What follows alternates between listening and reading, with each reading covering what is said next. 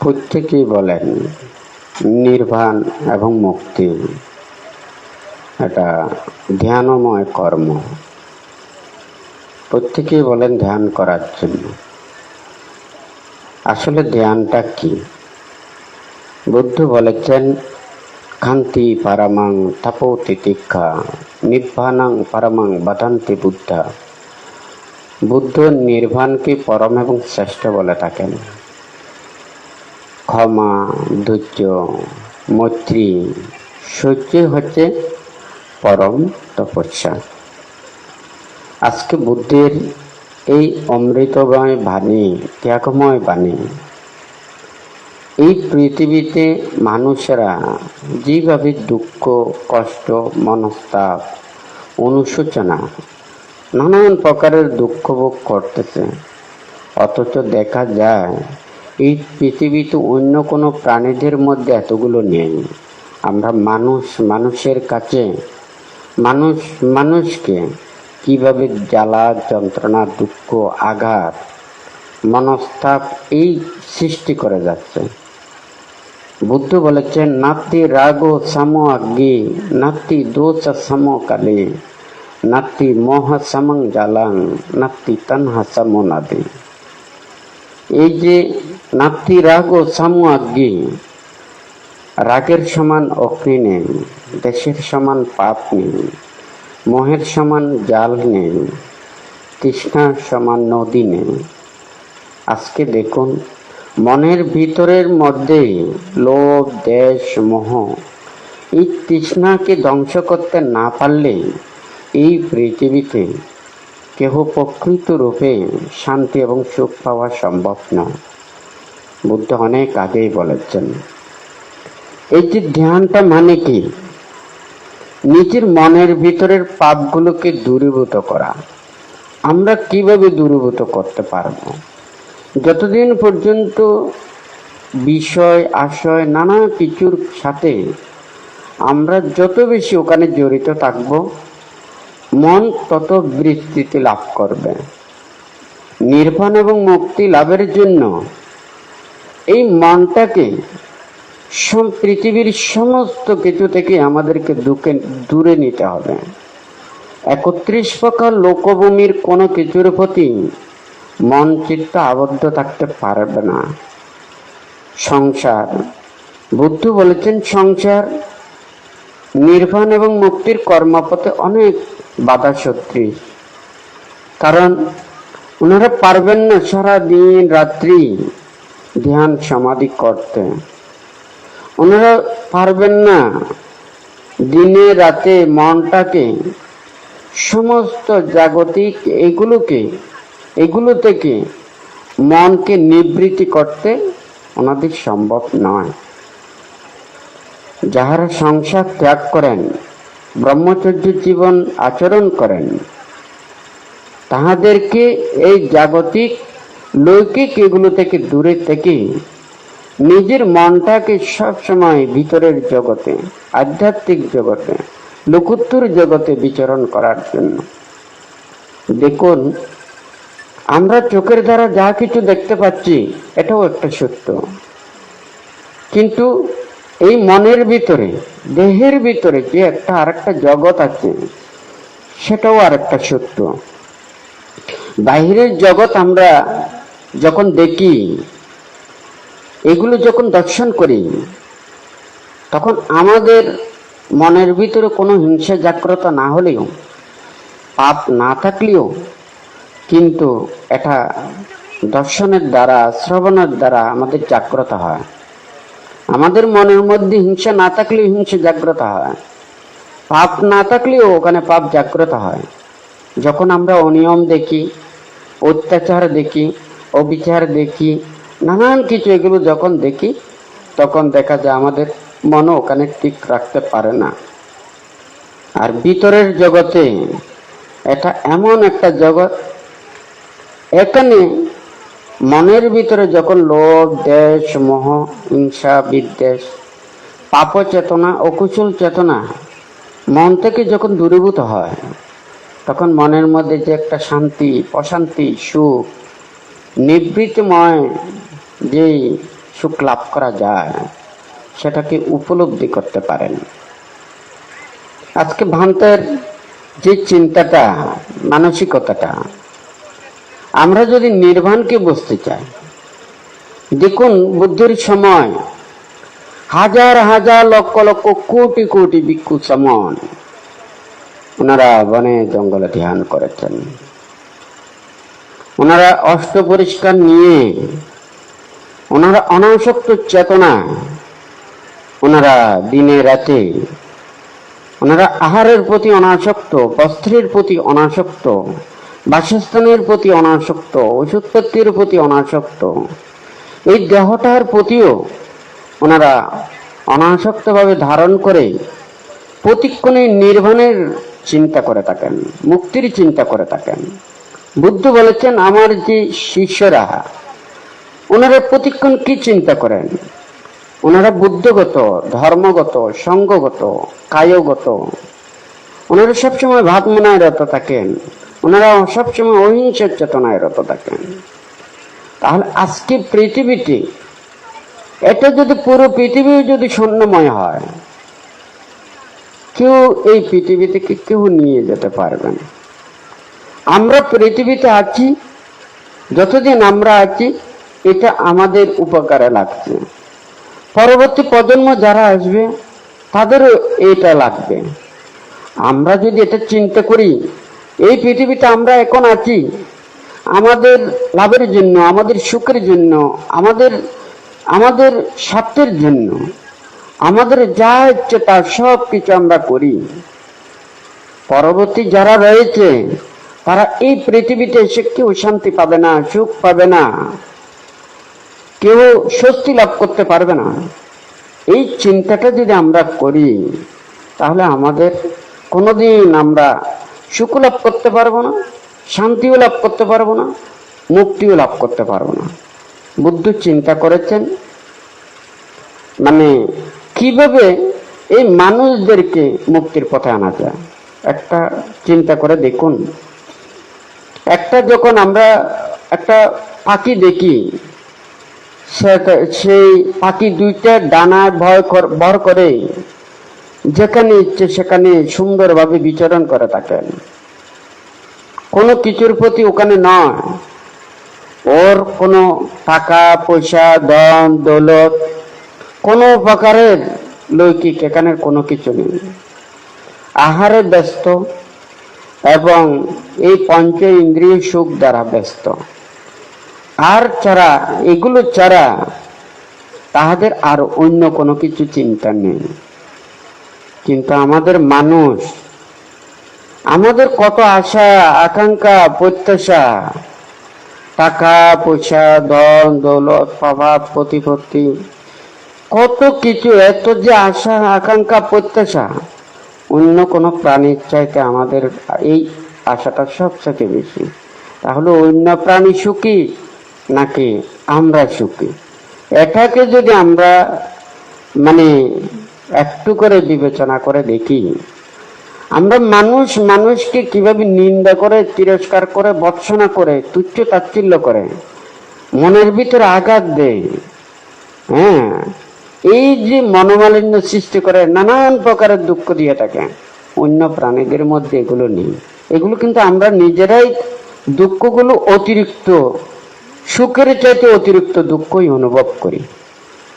বুদ্ধ দেখেছেন, যতক্ষণ না পর্যন্ত আমাদের আশা আকাঙ্ক্ষা প্রত্যাশা কামনা বাসনা এটাকে আমরা যদি সংকীর্ণ করতে না পারি, তাহলে আমরা প্রকৃত সুখ লাভ করতে পারবো না।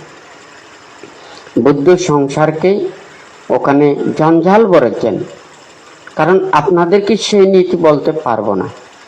কেননা আপনাদের টাকা পয়সা প্রয়োজন, ধন দৌলতের প্রয়োজন, স্ত্রী পুত্র কন্যা ভরণ পোষণ করতে হয়, চাকরি বাকরি করতে হয়, আপনাদের এই দৈনন্দিন অনেক কিছু কর্ম এবং দায়িত্ব রয়েছে।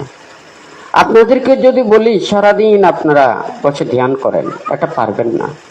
আপনারা টাকা পয়সা ছাড়া চলতে পারবেন না, কারণ এগুলো দিয়ে আপনাদের ওখানে জীবিকা নির্বাহ করতে হয়। তাহলে একটা সংসারের মধ্যে থেকে তাহাদেরকে দৈনন্দিন কত কর্ম এবং ব্যস্ততার মধ্যে থাকতে হয়। তাহলে আপনাদেরকে এইভাবে দিনে রাতে আপনাদেরকে ধ্যান করা বলাটা সম্ভব নয়। কারণ এইটা যদি আপনাদেরকে দেওয়া হয়, আপনাদের সংসারের মধ্যে ওখানে হয়তো স্বস্তিবোধ থাকবে না। আপনি নিজে একাই যদি ত্যাগের দিকে চান, কিন্তু পরিবার পরিজন সবাই তো এটা চান না, লৌকিকতা সবাই বজায় রাখতে চায়, তাহলে তাদের চাহিদাগুলো পূরণ করতে গিয়ে হলো আপনাকে ব্যস্ততায় থাকতে হচ্ছে। এখন দেখা যাক বুদ্ধির সে চিন্তাটা, বুদ্ধ যখন হাজার হাজার লক্ষ লক্ষ কোটি কোটি এতগুলো ভিক্ষু সমান, ওনাদেরকে প্রথমে এখানে দশশীল প্রদান করেছেন। দশশীল দেওয়ার পরে 227টা দিয়েছেন।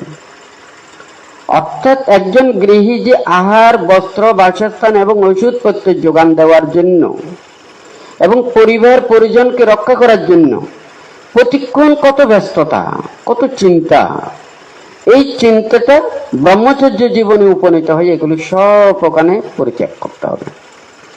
আহারে অনাসক্ত, বস্ত্রে অনাসক্ত, বাসস্থানে অনাসক্ত এবং ওষুধপত্রে অনাসক্ত। তখন ওনারা আর এই 4টি বিষয় সম্পর্কে কোনো চিন্তা করেন না। তুই সংসার ত্যাগ করলেও তবু চিন্তা আসে। সেই চিন্তাটা দূরীকরণ করার জন্য ধূতাঙ্গ অধিষ্ঠানের কথাটা বলেছেন। বাসস্থানের জন্য চিন্তা না করার জন্য, বাসস্থানের প্রতি অনাসক্ত চেতনা জাগ্রত করার জন্য 13 প্রকার ধূতাঙ্গের মধ্যে 5টা ধূতাঙ্গ দিয়েছেন। আরণ্যিক ধূতাঙ্গ, বৃক্ষমূলিক ধূতাঙ্গ, অবকাশিক ধূতাঙ্গ, শ্মশানিক ধূতাঙ্গ, যথাসন্ততিক ধূতাঙ্গ। এই যে ওখানে 5টি যেগুলো দিয়েছেন, এটা হচ্ছে বাসস্থানের জন্য। মানে এই ধূতাঙ্গ দ্বারা 5টি ধূতাঙ্গ পরিপূরণ করে উনি সম্পূর্ণ বাসস্থান অনাসক্ত হয়ে উনি বিহার করতে পারেন।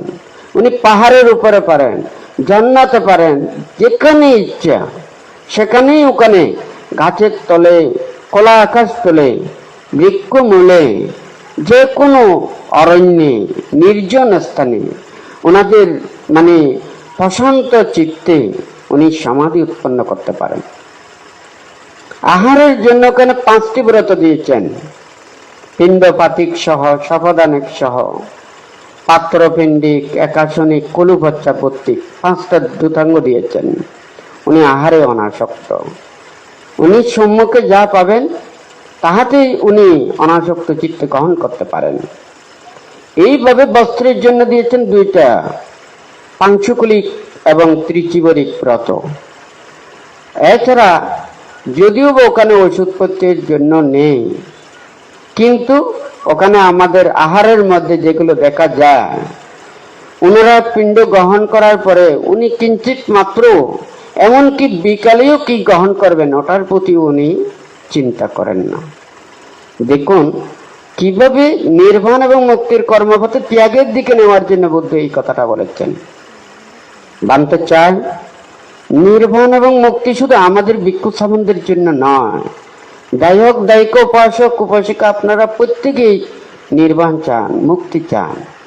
দুর্লভ মানব জীবন লাভ করে যতদিন না পর্যন্ত নির্বাণ সাক্ষাৎ করতে না পারেন, ততদিন পর্যন্ত পুনঃ পুনঃ দেহ ধারণ করতে হবে। আপনারা বিশ্বাস করুন কিংবা নাই বা করুন, কেহ কেউ পুনঃ পুনর্জন্ম বিশ্বাস করেন না, আবার কেহ কেউ বিশ্বাস করেন। একটা কথা বললে খুব সহজ, আচ্ছা এই পৃথিবী আপনাদের কেমন লাগে, কত সুন্দর লাগে। এই পৃথিবী ছেড়ে কেউ চলে যেতে চায় না। এই রূপ রং বৈচিত্র্য ছেড়ে কেউ চলে যেতে চায় না। এই পঞ্চ ইন্দ্রিয়ের যে রূপ রং বৈচিত্র্য যাহা কিছু আছে, কেউ এগুলো মায়া মমতা এগুলো ছেড়ে চলে যেতে চায় না। সবাই চায় মা বাবা ভাই বোন প্রিয় আপন জনকে নিয়ে আজীবন, শুধু একটা এই জীবন নয়, শত শত জন্মও যদি ওনারা একত্রিত ভাবে থাকতে চায়, কেউ এই মায়া এগুলো ছাড়তে চায় না। কথাটা সত্য না মিথ্যা? এটা যদি বলেন যে না আপনার এগুলো কোনো কিছু প্রয়োজন নেই, তাহলে আপনার জন্য নির্বাণ সহজ। হ্যাঁ, আর যদি বলেন যে না এগুলো আমি চাই, যতদিন এই তৃষ্ণ শেষ না হবে, যতদিন এই ইচ্ছাটা শেষ না হবে, ততদিন পর্যন্ত পুনঃ পুনঃ দেহ ধারণ করতে হবে। এটাই হচ্ছে এখানে বুদ্ধের নীতিটা, আর অন্য কোনো কিছু না। বুদ্ধ একজন বিজ্ঞানী, বুদ্ধ হচ্ছে চিত্ত বিজ্ঞানী, মনোবিজ্ঞানী। এই পুনঃ পুনঃ জন্ম, এই কথাটা কোথা থেকে এসেছে? এখানে এসেছে যে মানুষের যতদিন পর্যন্ত, প্রাণীদের যতদিন পর্যন্ত এই ইন্দ্রিয়ের প্রতি আসক্ত থাকবে, এই দেহের প্রতি আসক্ত থাকবে, ততদিন পর্যন্ত পুনঃ পুনঃ দেহ ধারণ করতে হবে, পুনঃ পুনঃ জন্মগ্রহণ করতে হবে। এটা হচ্ছে যে বুদ্ধির নীতিটা, আর অন্য কোনো কিছু নয়। যখন সাধারণ বিজ্ঞানীরা ওনারা বাহ্যিক গুলোকে ওখানে গবেষণা করেন, বুদ্ধ মনের ভিতরের জগৎটা নিয়ে গবেষণা করেন। তাহলে একজন মনের ভিতরে যখন পাপ থাকবে না, মনের মধ্যে কোনো লোভ, দেশ, মোহ, হিংসা, বিদ্বেষ থাকবে না, কারো প্রতি কোনো দুঃখ দেওয়ার জন্য চিন্তা করবে না, আঘাত দেওয়ার জন্য চিন্তা করবে না, তখন মনের মধ্যে একটা আলাদা প্রশান্তি অনুভব করবে। আমাদের মনে যখন আনন্দ জাগে, তখন কিন্তু দেহের মধ্যেও আমরা সুখ পাই। আবার দেহ যখন কোনো রোগ ব্যাধি জ্বালা যন্ত্রণা অনুভব না করে, তখনও আমাদের মনের মধ্যে একটা শান্তি জাগে।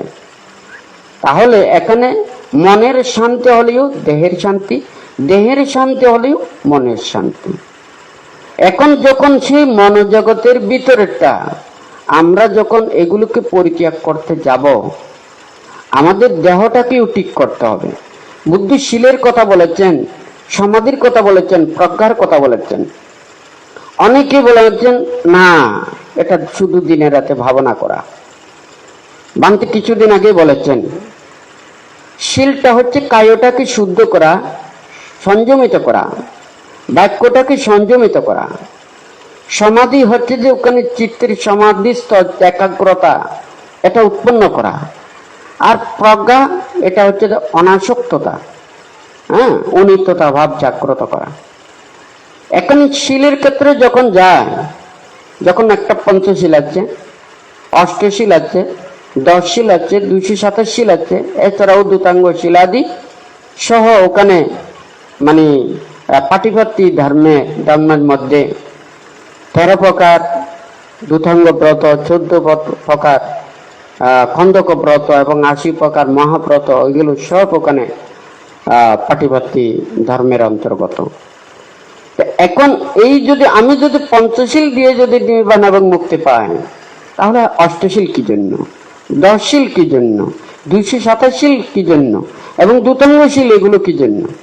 কিন্তু এখন গুরুত্বটা আছে। দেখুন, যখন পঞ্চশীল প্রতিপালন করে ভাবনা করেন, ওনার নীতিটা কম, মন বেশি জায়গায় ওখানে ঘোরাফেরা করবে। যখন অষ্টশীল নিয়ে ভাবনা করবেন, মন আরো একটু সংযমিত হবে, বেশি ঘোরাফেরা করতে পারবে না। আবার যখন 10 শীল নেবেন, কায়কেও ও মনকেও বাইরের জগতে বেশি ঘোরাফেরা করতে পারবে না। তাহলে ভান্তি কিছুদিন আগেও দেশনায় বলেছেন, আমি একটা লক্ষ্যস্থানে যেতে চাই, আমাকে গাড়িতে উঠতে হবে, এবং সেই গাড়িতে উঠা অর্থ হচ্ছে যে কি, ভাবনা করা। আমাকে ভাবনা করতে হবে, একটা গাড়িতে উঠা আর ভাবনা করা। আর যদি সেই গাড়িটার যদি আমি স্পিড বাড়াতে চাই, তাহলে আমাকে শীল পালন করতে হবে। আমি যত বেশি শীল প্রতিপালন করে ভাবনা করব, আমার গাড়ির স্পিডটা বাড়বে। আপনার শীল না থাকবে, গাড়িতে বসে থাকবেন, গাড়িটা যাবে না। গাড়িতে উঠেছেন বটে, কিন্তু গাড়িটা আপনার লক্ষ্যস্থানে উঠানে যাওয়া সম্ভব নয়। তাহলে গাড়ি স্পিডে যাওয়াটা হচ্ছে যে শীল প্রতিপালন করা। আপনি যত বেশি শীল প্রতিপালন করে ভাবনা করবেন, তত স্পিডে ওখানে লক্ষ্যস্থানে যেতে পারবেন। এখন শীলের গুরুত্বটা বুঝেছেন। নির্বাণ এবং মুক্তির কর্মপথে যাওয়ার জন্য যে স্পিডটা প্রয়োজন, সেটা হচ্ছে যে শীল। পঞ্চশীল নিলে স্পিড কম, অষ্টশীল নিলে আরো বেশি স্পিড, 10 শীল নিলে আরো বেশি স্পিড, আর হচ্ছে 227 শীল সহ দুতাঙ্গ ব্রতাদি প্রতিপালন করবেন, তাহাদের স্পিডটা আরো বাড়বে। আর যদি বলেন যে না, আমি গাড়িতে বসে আছি, হ্যাঁ, আমার স্পিড নেই, তাহলে যেখানে উঠছেন ওখানেই গাড়িটা থেমে থাকবে। তাহলে আপনি ভাবনা করেন কিন্তু শীল পালন করেন না, তাহলে গাড়িতে উঠেছেন বটে কিন্তু আপনার লক্ষ্যস্থানে যাওয়াটা সম্ভব নয়। যাই হোক, এই কথাটার মধ্যে আপনি শীলের গুরুত্বটা বুঝেছেন, হয় নাকি না? এটা ধর্মের যা কিছু এখানে উপদেশ শিক্ষা, বুদ্ধ আমাদেরকে এই যে ত্রিপিটকের মধ্যে 84,000 ধর্ম স্কন্ধ এখানে বর্ণনা করেছেন। দেখুন, বুদ্ধির সময় হাজার হাজার ভিক্ষু সমন, হ্যাঁ, ওনারা সংসার ত্যাগ করে ব্রহ্মচর্য জীবন আচরণ করেছেন। ভাঙতে চায় আজকে দায়ক দায়িকা উপাসক উপাসিকা আপনারা আমাদেরকে চতুর্পত্য দান করেন, আপনারাও নির্বাণ চান, আপনারাও মুক্তি চান, কিন্তু সবাই সংসার ত্যাগ করে আসতে পারেন না। হ্যাঁ, যারা আসতে পারেন সবথেকে সহজ হয় যারা সংসার গ্রহণের আগে, হ্যাঁ, সংসার ধর্মে নিমজ্জিতের আগে সবথেকে বেশি সহজ হয়, কারণ তখন তারা দায়িত্ব নেন না। আবার দায়িত্ব নিয়েও যদি দায়িত্ব প্রতিপালন না করে, এটাও তো আমাদের ধর্ম মানে এটা বলেন না, তাহলে তো অন্যান্য ধর্মাবলম্বীরা আমাদেরকে খারাপ বলবে। হ্যাঁ, আপনারা সংসারে আবদ্ধ হয়েছেন, আপনার দায়িত্ব প্রতিপালন না করে আপনি চলে যাচ্ছেন, তাহলে ওখানে অন্য ধর্মেরও ওখানে খারাপ বলবে। তো বুদ্ধির সময় দেখা যায় কুলপুত্রের কথাটা বলেছেন, অর্থাৎ সংসারে যারা আবদ্ধ হয় না তাহাদের জন্য খুব সহজ, কারণ যখন দায়িত্ব নেয়, একজন যদি তারা স্বামী স্ত্রী বিবাহ বন্ধনে আবদ্ধ হয়, হ্যাঁ, ওই সন্তান হয়েছে, এখন গৃহকর্তা উনি সংসার ত্যাগ করে চলে এসেছেন, এই ছেলে মেয়ে সন্তান এই সন্ততিদেরকে ওই একজনে পরিবারে ওটা রক্ষা করা খুবই কঠিন হয়ে যাবে।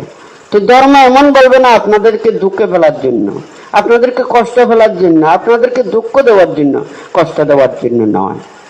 কিন্তু আমরা যদি সবাই যদি আমাদের ধর্ম চেতনাটা থাকে, শ্রদ্ধা ভক্তি বিশ্বাসটা থাকে, আমরা সবাই মিলে যে যে স্থানে অবস্থান করি না কেন, দায়ক থাকলে, উপাসক উপাসিকা থাকলে আপনারা পঞ্চশীল এবং অষ্টশীল প্রতিপালন করে ধর্মত জীবন আচরণ করে ধর্মের কথা ভেবে আপনাদের ধর্মের সেবা করতে হবে, পূজা করতে হবে, হয় নাকি না? আর যারা সংসার ত্যাগ করে ব্রহ্মচর্য জীবনে আসতে চায় তাহাদেরকে যথাযথভাবে পরিচর্যা করতে হবে, দেখাশোনা করতে হবে। এখন শুধু সবাই যদি বলেন যে না আমরা পরিচর্যা করতে চাই, আমরা এই ত্যাগ করতে চাই না, সবাই যদি এই দিকের পথে যদি আসতে চায়, তাহলে কারা মুক্তির পথে আসবে? বুদ্ধ বলেছেন নিব্বানাং পারমাং বাধান্তি বুদ্ধা, নির্বাণটা হচ্ছে বুদ্ধের শ্রেষ্ঠ, বা এটাই হচ্ছে বুদ্ধের সবচাইতে বেশি, মানে যেটাই প্রশংসা করেন তাহলে সেটাই হচ্ছে যে নির্বাণ। বান্তে আজকে দায়ক দায়িকা উপাসক উপাসিকা বিভিন্ন জায়গায় যে যে জায়গায় বান্তের নির্দেশিত মানে বিভিন্ন কুটিরে বিহারে এবং বিভিন্ন জায়গায় যেখানে বান্তে ধর্মদান করে যাচ্ছেন, এছাড়াও বিভিন্ন জায়গায় যেখানে মানে বৌদ্ধ ধর্মের যেখানে আচরণ বিহার এবং বিভিন্ন ধর্মীয় প্রতিষ্ঠানে যেখানে ধর্ম আচরণ হয়, আমরা যদি প্রত্যেকে যদি বুদ্ধের এই যে এই ত্যাগ এবং বিরাট কর্মবাদের ধর্মটাকে যদি আমরা যদি সবাই অনুশীলন করি, প্রতিপালন করি, দেখা যায় এখানে প্রত্যেকের একটা জীবনের ঊর্ধ্বগতি হবে, কখনো নিম্নগতি হবে না। কিন্তু আমরা কয়জনে বিশ্বাস করে বলুন তো? যদি আপনি কর্মফল বিশ্বাস করেন, জন্ম জন্মান্তর বিশ্বাস করেন, তাহলে আপনি মানে ইচ্ছাকৃতভাবে কোনোদিন পাপ করবেন না, অন্যায় করবেন না, অপরাধ করবেন না, কাউকে দুঃখ দেবেন না, কষ্ট দেবেন না। কারণ কাউকে যদি আমি দুঃখ দিই, কষ্ট দিই, আঘাত দিই, তাহলে সেই কষ্টজনিত আমাকেও পাপ সৃষ্টি হবে, আমারও পাপ সৃষ্টি হবে। এখন কেউ যদি অজ্ঞানতাবশত সে তো যদি মনে করেন পাপের কাজ করতে চায়, আমি পাপের কাজে যদি বাধা দিই, সে হয়তো মনে কষ্ট পেতে পারে। হ্যাঁ, কিসে পাপের কাছে বাধা দিলে কোনো ওখানে পাপ হয় না, নিজেরও পুণ্য হয়, এবং যে পাপ কাজ করতে চায় সে যখন পাপ কাজ করতে পারে না, হয় না, তখন সেও পাপ থেকে মুক্ত হতে পারে। তাহলে খারাপ কাজে কেউ বাধা দিলে ওখানে কখনো পাপ হয় না। তাহলে যারা খারাপ কাজে ওখানে সহযোগিতা করে থাকে, সে যতই মিষ্টি গলায় হোক, সে তাহাকে আনন্দ দিয়ে হোক, সে তাহাকে সুবিধা দিয়ে হোক, সহযোগিতা করে, এখানে কিন্তু সবাই পাপ হবে। দেখুন, মধুর সাথে যখন বিষ মিশ্রিত হয়, মধুর মিষ্টির সাথে বিষের বিষক্রিয়াই সব সাথে বেশি, আমরা কিন্তু সে বিষক্রিয়াটাই বেশি পাব। কিন্তু যদি মধু গ্রহণ করে থাকে, তখন কিন্তু ওখানে অতটুকু কিন্তু ক্ষতি করে না। দেখুন, ক্ষতির জিনিস সে ভালোর সাথেও মিশ্রিত করলে তখন ক্ষতিটা বেশি হয়ে যায়। পাপও ঠিক তদ্রূপ, মনের মধ্যে যদি খারাপ কিছু থাকে, তাহলে সেই পাপটাই সবচেয়ে বেশি ক্ষতি সাধন করে। আমরা প্রত্যেকে চাই ভালো কিছু ওখানে ধারণ করতে, বানতে প্রতিটা শুধু বিহার কুটির এগুলো নয়, বানতে চাই এগুলো সবাই নির্বাণ এবং মুক্তির কর্মপথে, সবাই শীল সমাধি প্রজ্ঞার কর্মপথে চলে। অনাসক্তময় জীবনে থেকে প্রত্যেকে ধ্যান কর্মে রত থাকা। যারা সংসার ত্যাগ করে ব্রহ্মচর্য জীবনে আসবেন, ওনারা ওনাদের শীল সমাধি প্রজ্ঞায় ওখানে রত হয়ে অনাসক্তময় জীবনে ওনারা মুক্তির সাধনা করবেন, নির্বাণের সাধনা করবেন, বুদ্ধির কথা ভাববেন, ত্যাগের কথা ভাববেন, বিরাগের কথা ভাববেন। আর যারা সংসারের মধ্যে রয়েছে, ওনারা যার সংসারে অনেক দায়িত্ব কর্তব্য রয়েছে, ধর্মত জীবন আচরণ করে ওনারা চিন্তা করবেন, আমরা কখন এই সংসার সমুদ্র থেকে আমরা রেহাই পাবো, আমরা মুক্তি লাভ করতে পারবো। যতক্ষণ না পর্যন্ত নির্বাণ সাক্ষাৎ করতে না পারি, ততক্ষণ পর্যন্ত আমাদের এই বিভিন্ন জন্ম, জরা, ব্যাধি, নানান প্রকারের এই দুঃখগুলো আমাদেরকে পেতে হবে। দেখুন, যখন আপনারা পুনর্জন্ম বিশ্বাস করবেন না, কর্মফল বিশ্বাস করবেন না, আর নির্বাণের কথা শুনে কোনো লাভ নেই। একটা জন্ম জন্মান্তর যদি বিশ্বাস না করেন, কর্মফল যদি বিশ্বাস না করেন, ওখানে নির্বাণের কথা শুনে কোনো লাভ নেই। আপনি ধ্যান করেন, আপনার শীল নেই, সেই কথাও ওখানে বলে ফেলেছে, হয় নাকি না? অনেকে বলেন যে না, আমি তো ধ্যান করতেছি, আমার তো শীল নেই। শুধু নির্বাণ আর মুক্তির কর্মপথে রাজ্যাস্তাঙ্গিক মার্গে চতুরাজ্য সত্যের দেশনা উপদেশ, লেখাপড়া বিদ্যা শিক্ষা করলে মুখস্থ বিদ্যায় অনেক কিছু বলা যায়, হয় নাকি না? শুধু যদি বলেন যে না পঞ্চশীল প্রতিপালন করেন, তখন দেখা যাবে যে নির্বাণের দেশনা, আর্য অষ্টাঙ্গিক মার্গের দেশনা, চতুরাজ্য সত্যের দেশনা বলতে পারবেন, বলবে যে আমি পঞ্চশীল আচরণ করতে পারবো না, অষ্টশীল আচরণ করতে পারবেন না। যদি সেটা হয়, এই কিছুক্ষণ আগে শীলের গুরুত্বগুলো বলেছি, কখন আপনি শীল প্রতিপালন করবেন, কখন আপনি এই নীতিগুলো আচরণ করবেন, কখন আপনি ত্যাগগুলো ওখানে সম্পাদন করবেন, যখন আপনি কর্মফল বিশ্বাস করবেন, নির্বাণ এটাকে বিশ্বাস করবেন, তখনই আপনি কি এই কষ্টগুলো সহ্য করবেন। কারণ কেউ দুঃখ পেতে চায় না, সবাই সুখ পেতে চায়, সবাই লাভ পেতে চায়, সুখ পেতে চায়। দেখুন, পুনঃ দেহ ধারণ করতে হয় কেন? আজকে যদি এখানে মনে করেন ছোট শিশু থেকে এখানে বৃদ্ধ পর্যন্ত এখানে উপাসক উপাসিকারা আছেন, যারা বৃদ্ধরা রোগে শোকে কষ্ট পাচ্ছে, ও যখন আপনাদের মতো যুবক ছিল, বয়স যখন কম ছিল, মনের মধ্যে কত আনন্দ। আজকে যখন চোখে কম দেখতে পাচ্ছে, কানে কম শুনতে পাচ্ছে, যাহা কিছু খাচ্ছে, এগুলো কোনো তৃপ্তি লাগছে না, দেহের মধ্যে জ্বালা যন্ত্রণা দুঃখ এগুলো অনুভব করছে, মুখের মধ্যে কোনো হাসি নেই, দুঃখ, সব কিছু ওর খারাপ লাগে। তাহলে ঠিক তদ্রুপ প্রতিটা মানুষের যতক্ষণ পর্যন্ত এই ইন্দ্রিয় সুখ অনুভূতিগুলো থাকবে, ততদিন পর্যন্ত তার এটা সুখ মনে হয়। বাহিরের জগতে চিত্ত বিদ্যমান থাকে, নির্বাণ এবং মুক্তি লাভের জন্য মনটাকে ভিতরের জগতে নিতে হবে। এই দেহটা পুরো দুঃখ, ছোটকালীয় দুঃখ, যৌবনকালীয় দুঃখ, কিন্তু এই দুঃখ অনুভব করতে পারে না। তখন বাহ্যিক ইন্দ্রিয় সুখে তারা অবিরমিত হয়, তখন মন বাহিরের জগতে বিদ্যমান থাকে, ভিতরের জগৎ দর্শন করতে পারে না। সে হেতুতে সে দুঃখকে উপলব্ধি করতে পারে না। বুদ্ধ বলেছেন যে কি ছোট থেকে বৃদ্ধ পর্যন্ত সে ভিতরের জগতেরকে যখন উপলব্ধি করবে, এই দুঃখটাকে যখন বুঝতে পারবে, সে তখন এই ইন্দ্রিয়ের প্রতি অনাসক্ত ভাবে ওনারা বিচরণ করেন, প্রতিক্ষণে নিজেকে সংযত থাকেন। ওনারা কায়ের দ্বারা পাপ করেন না, বাক্যের দ্বারা কোনো প্রকারের ওখানে দুষ্বাক্য ভাষণ করেন না। ওনারা মনটাকে সবসময় ধীর স্থির শান্ত ভাবে রেখে প্রতিক্ষণে নির্বাণ এবং ত্যাগের বুদ্ধের এই বাণীগুলোকে ধারণ করেন। দেখুন, বুদ্ধ হাজার হাজার লক্ষ লক্ষ কোটি কোটি শ্রাবকদেরকে, মুক্তিকামী সত্যদেরকে